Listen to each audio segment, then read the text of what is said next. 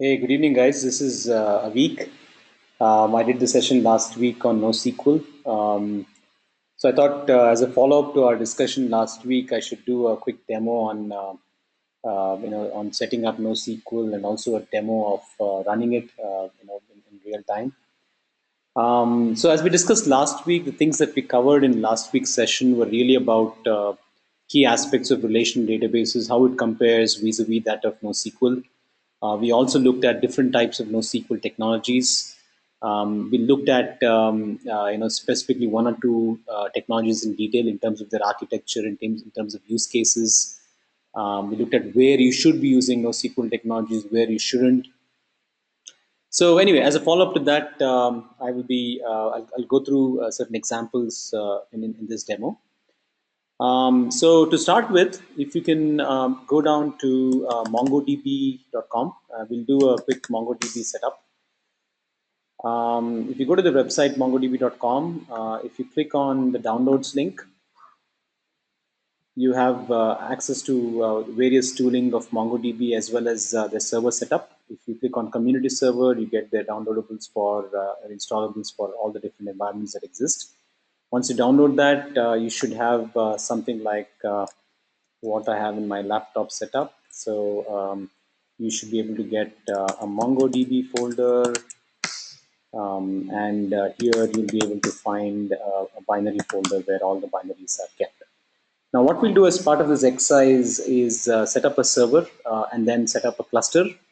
We'll start doing some CRUD operations on the cluster. It's a 3-node cluster that we're going to be setting up. And then what we'll do is bring down a node and see how it performs. After doing that, we'll then go on to Aerospike. We'll do some stuff on a single node of Aerospike, and then we'll try to set up a time series demo to see how to insert time series data into Aerospike. This is a real life use case that we look at. So anyway, let's start. So to start with, from a Mongo perspective, let's set up a few data directories that will be required for you to store the data files for each of the servers. So I'm going to do a make there data-db1 for the first server, data-db2 for the second server, and data-db3 for the third server. Okay.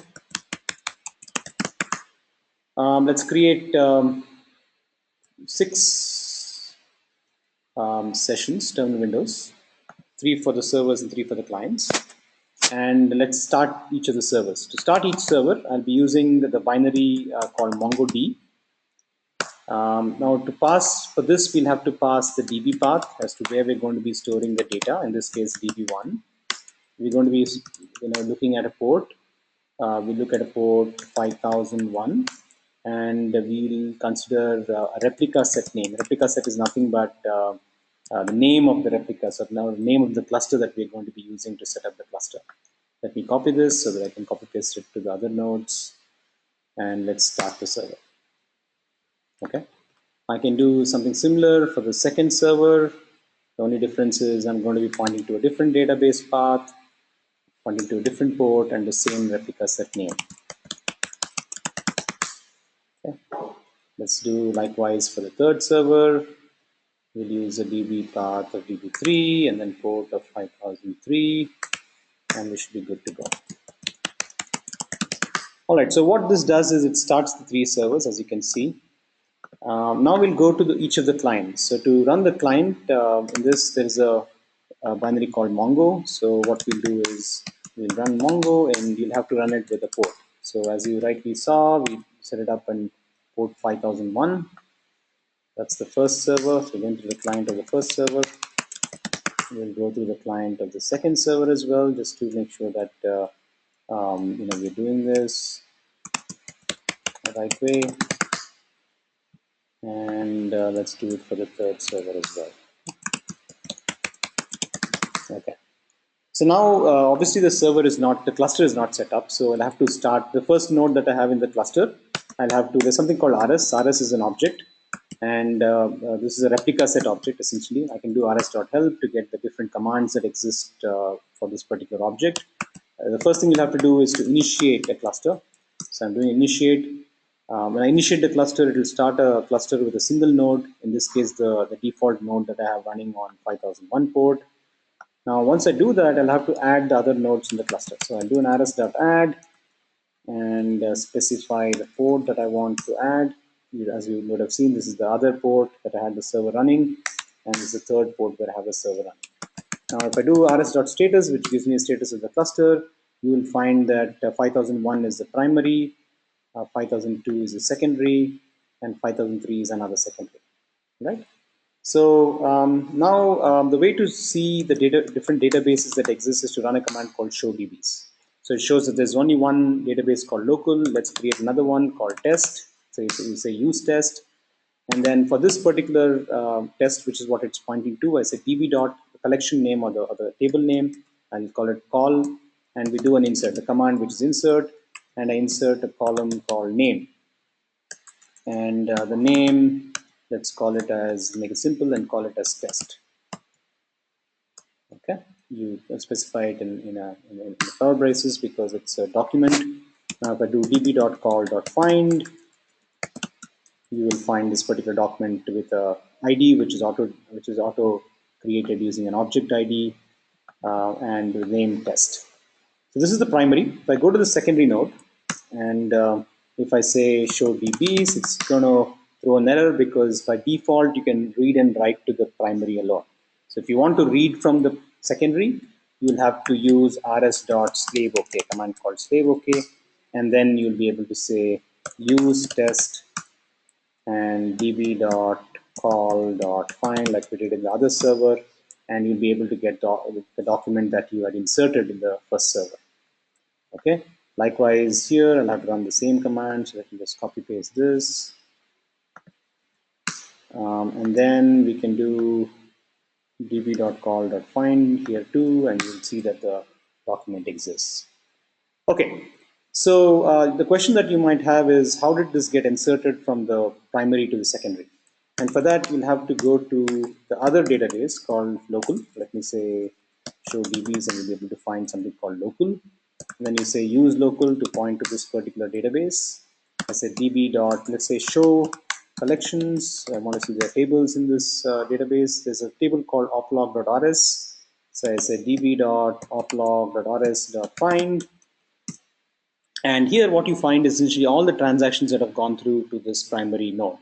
And you'll find that one of them is the last one, which says insert and to the namespace, which is nothing but the database name called test. And here, I'm sorry, this is actually the namespace where test.call, which is the database name and the table name. And the operation is insert, where you're doing you're passing in the entire document that is there here. The same thing you could find in the secondary as well. If I say use local and I say db.oplog.rs.find, you'll be able to find the same entry here too. So this is how data is passed from the primary to the secondary. So in case the primary were to go down, one of the secondaries will become the primary, and it has all the data that's required, as well as the fact that it will take one of them will become the primary and take the subsequent writes as well. So that way you have HA built into the system, right? And every time you do an insert, synchronously the data is replicated onto the secondary nodes as well.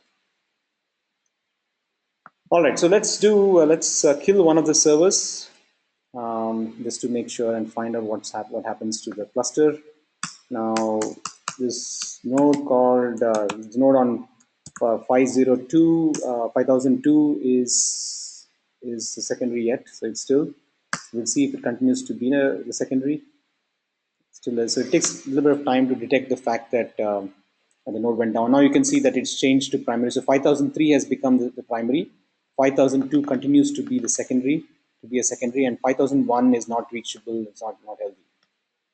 So now what happened is the state of the cluster is that 5003 has become the primary. So if I do db.call.find, you'll get one object. Let's do db.call.insert. And let's do it with the name, say, as test2. Okay, so I did another insert, and you'll find that the second document got inserted as well.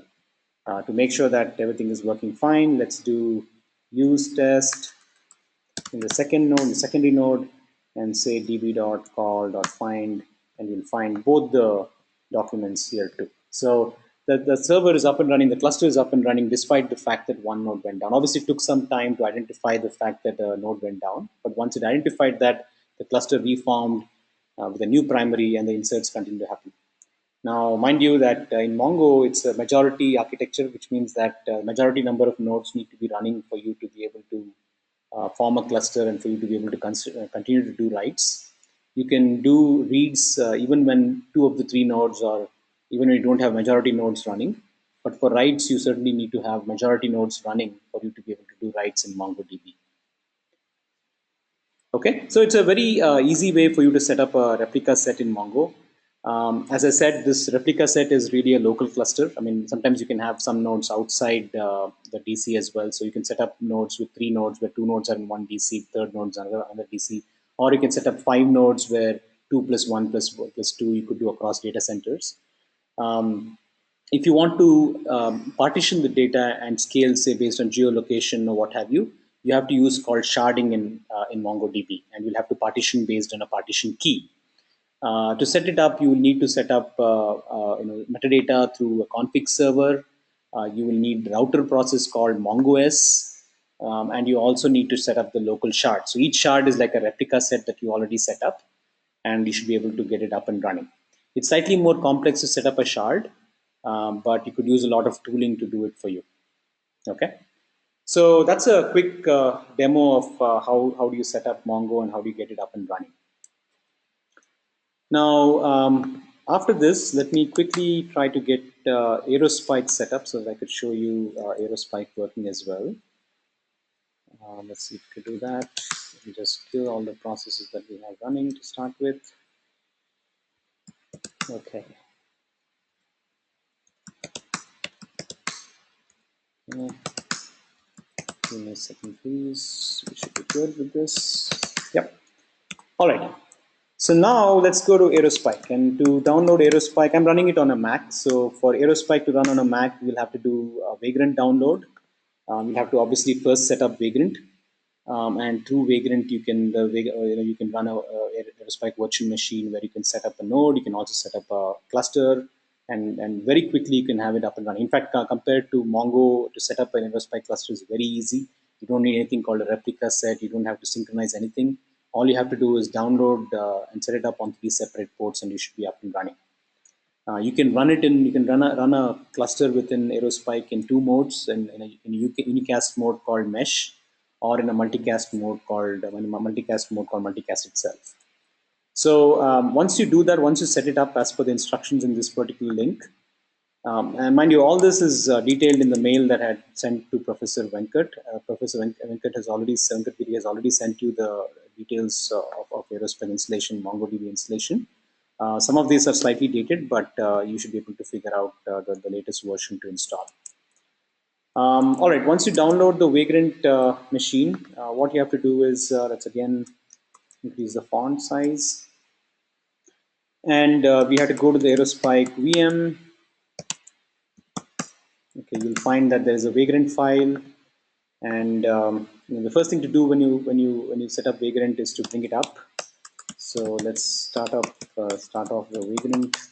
Obviously, I already have the Aerospike VM installed. So it will check if Aerospike CentOS 6.0 is up to date. VM is already running.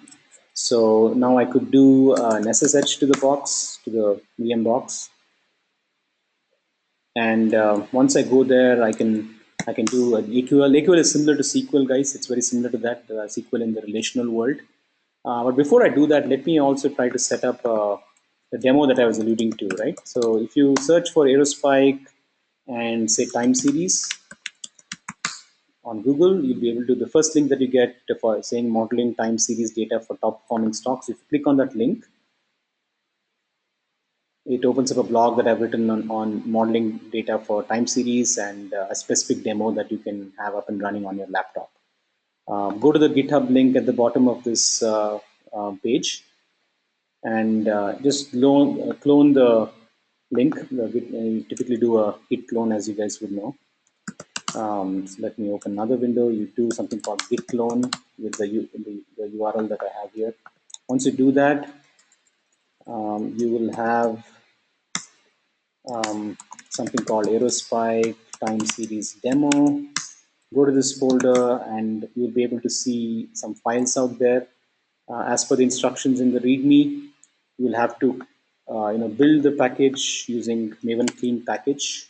Let's do that.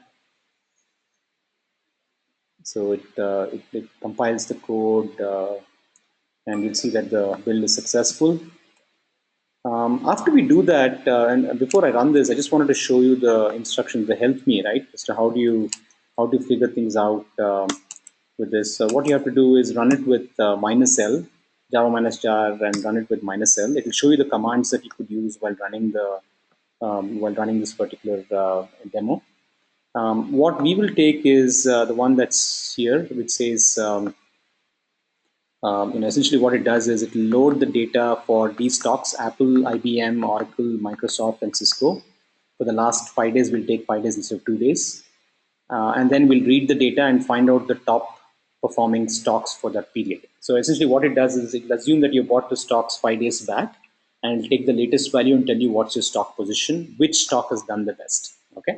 So this is storing time series data into Aerospike from Google Finance. It takes live data from Google Finance, stores it in Aerospike, does analysis on top of it, and gives you the report. Okay. So let's have that running. We'll obviously need the IP address of the server where you have Aerospike running. Let me do an if config to find the server path. It's 172.28.128.3. And as I said, I'll take 5 days data as opposed to 2 days. So now what it's doing is inserting every record for Apple and all that. It's inserting it with a primary key. As you guys know, this is a key value store, so it takes a primary key while inserting data.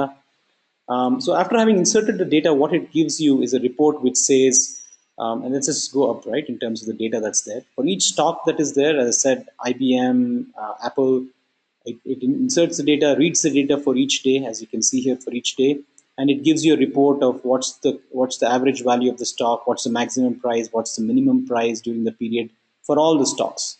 And finally, it takes the data based on the map values that we have stored. It uses something called sorted maps, a data type called sorted maps, which gives you the top 10 list, right? Top 10, bottom 10, whatever you want to do out of the list. And natively, it gives you the top performing stocks. In this case, you find that Apple has performed the best with an increase of $1.35, and Cisco has performed the worst with 0.21 during this period. Now, just to see how it's stored in Aerospike, you can do AQL, and you can say show sets. So sets is nothing but table in Aerospike, similar to collection in Mongo. And when you say show sets, you find time series, ticker summary, and overall summary. I'll explain each of them. This is in a namespace called test. Now, namespace in Aerospike is nothing but the database.